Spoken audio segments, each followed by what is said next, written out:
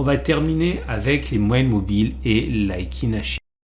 Et on commence donc par les moyennes mobiles. Qu'est-ce qu'une moyenne mobile? Une moyenne mobile, c'est un outil mathématique qui consiste à faire la moyenne des X dernières séances. Alors on peut prendre autant de paramètres que l'on veut.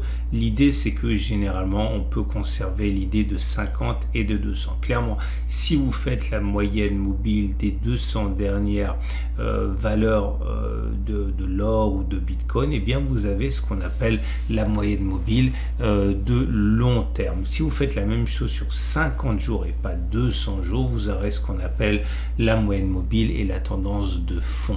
Je vous montre comment ça peut se représenter. Vous allez avoir quelque chose qui peut avoir la couleur que vous voulez, hein, c'est vous qui paramétrez, mais la moyenne mobile à 50 jours correspond à cette courbe bleue, et la moyenne mobile à 200 jours correspond à cette courbe noire. Clairement, si à un moment donné vous faites l'addition des 50 valeurs de l'Ethereum ici, puisqu'on parle de l'Ethereum, et que vous avez divisé par 50, vous allez avoir cette courbe qui va se dessiner. Et pareil pour la moyenne mobile à 200 jours si vous faites la moyenne des 200 dernières clôtures. Et ce qu'il faut comprendre, c'est que vous allez avoir donc une direction qui va être donnée par la moyenne mobile et qui vous permet de savoir clairement si la tendance est haussière ou pas. Là, clairement, encore une fois, lorsque vous avez des cours qui sont au-dessus de la moyenne mobile à 50 jours comme ça, une tendance de fond qui est haussière. Et quand vous êtes au-dessus de la moyenne mobile à 200 jours qui monte, eh bien vous avez une tendance de long terme qui est haussière. On verra comment ça peut nous aider plus tard.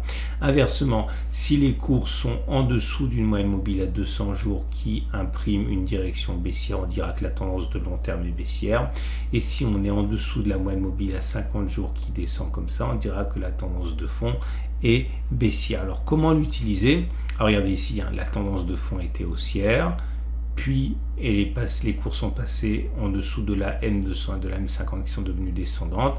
La tendance était baissière. Ici, c'est un peu hybride puisque pendant ce temps ici, la tendance de fond était baissière, mais la tendance de long terme était encore haussière jusqu'au moment où les cours sont passés en dessous des deux courbes et là, la tendance de fond et la tendance de long terme étaient baissières. Alors, ce qui est intéressant, c'est qu'il faut savoir que statistiquement, lorsque les cours sont au-dessus de la moyenne mobile à 50 jours, lorsque les cours sont également au-dessus de la moyenne mobile à 200 jours, eh bien on a remarqué que statistiquement, il était plus plausible que l'on attaque la prochaine résistance et qu'on la casse qu'à un autre moment. Et inversement, hein, il est plus difficile de casser un support lorsque l'on est au-dessus de la M50 et de la M200. Inversement, si on est en dessous de la M50 qui descend et en dessous de la M200 qui descend, autrement dit lorsque les cours sont en tendance de fond et en tendance de long terme qui sont baissières, il est plus difficile d'envisager une cassure de résistance et plus plausible d'envisager une cassure de support. Voilà ce que ça donne clairement.